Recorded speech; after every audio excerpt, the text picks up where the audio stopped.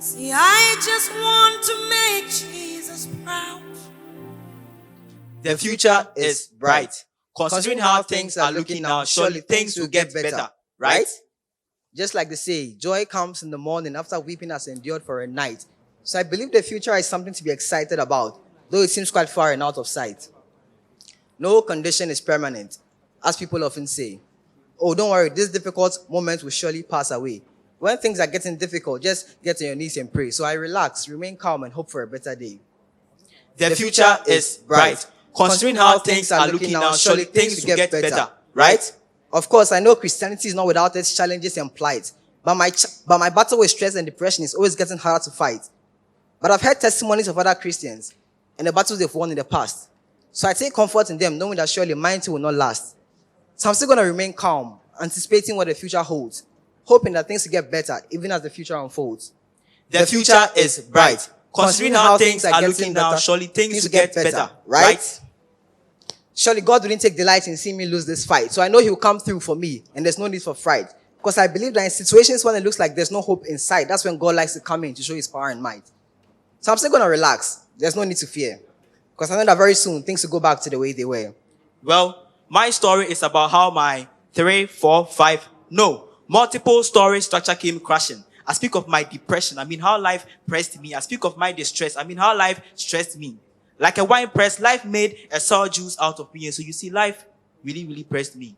Once upon a time, I stood before multitudes, telling them about the need for a complete change in attitude. But to my surprise, the vicissitudes of life caught up with me, and there was a complete drop in the altitude of my anointing. My oil got finished. Meanwhile, my church members thought that my cup was only running over. Little did they know that it was all coming to an end. It was over. Then it choked me. This is a legit roll call of my fall. How I fell. Whilst I fell in my sleep. First it was fragrance.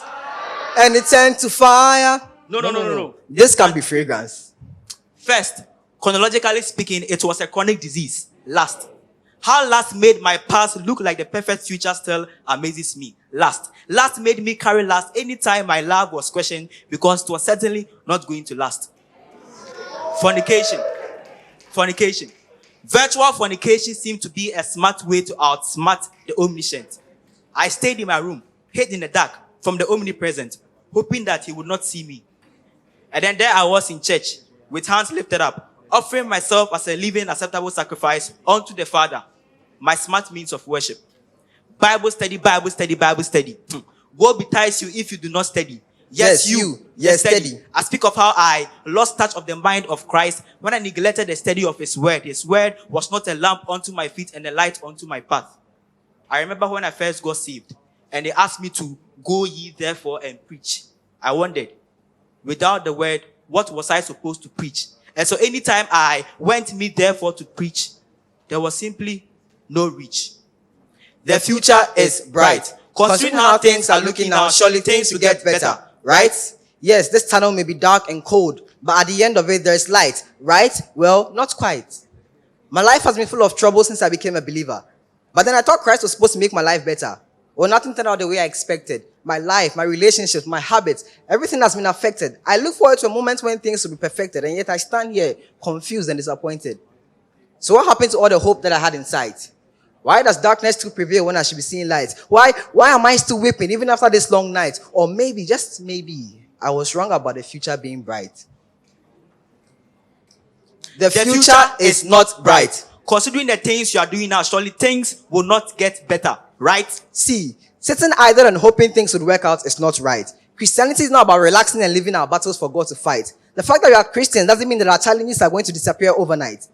So to the Christian who has relaxed, we came to give insight. To the one whose fire is dim, we came to reignite. See, God expects so much from us that we need to arise, but this mediocre and lazy attitude will just not suffice. Oh, things are not going well, but Ebefa, such idiocy. The zeal is gone, relax, complacency. Oh, God is in control, so I won't do anything. A fallacy. It's like remaining calm in the midst of an emergency. A strange thing to do, an idiosyncrasy. See, things aren't going to get better until we arise with urgency and put to death this fantasy, because until we do that, a bright future is something we may never see. You see, many of us are unconcerned about how much we have changed since we became saved. We claim we are saved, hoping for a change. Well, we got the equation right, but we changed the subject. What we also did not get right was the substitution. Because where we were supposed to put Christ, we put the world. Yes, we put the world above the one through whom it was made. Many of us are doing this unconsciously. See, we have lost touch of reality. We have lost touch of the actual distance on the ground. What do we yearn to be? The wise or the foolish virgins? Is the coming of Christ going to catch us unaware?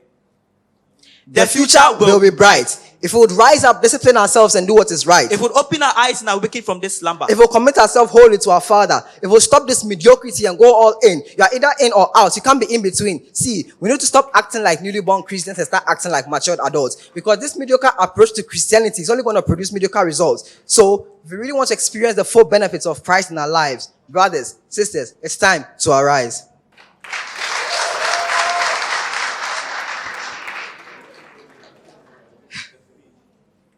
Thank you all for your cooperation. Your appreciation of our presentation. We would have loved very much to continue this ministration. But there's not enough duration for continuation.